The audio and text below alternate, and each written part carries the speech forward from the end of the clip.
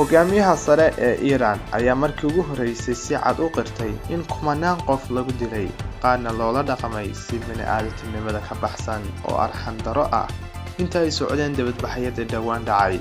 jawaabta rabshadaha wadata ee looga falceliyay kacdoonka ayaa la galaaftay nolosha 4,900 qof sida ay sheegtay wakaalada wararka u dhaqdhaqaaqda xuquuqda aadanaha ee Iran Rana oo fadhigeedu yahay dalka Mareykanka iyadoo kooxaha u dhaqdhaqaaqa xuquuqda qaarkood ay sheegayaan in khasaaruhu uu intaas aad uga badan yahay.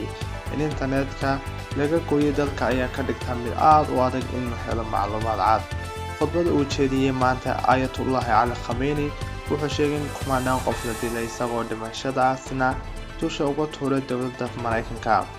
madaxweynaha Mareykanka Donald Trump ayaa dhawaan ku booriyay dibadbaxayaasha Iran inay sii wadaan mudaharaadka isagoo ugu hanjabay faragelin militari haddii ciidamada ammaanka ay dilaan banaanbaxayaasha. madaxweynaha Mareykanka Donald Trump ayaa ku dhawaaqay cashuuro cusub oo lagu soo rogay dalal badan oo badeecadaha u dhoofiya Mareykanka taas oo bilaabanaysa 1 Febraayo. Trump ayaa sheegay in kuwan ay sii jiri doonaan ilaa waqtiga heshiiska laga gaaray iibsashada Greenland oo dhammaystiran iyo tan Mareykanka.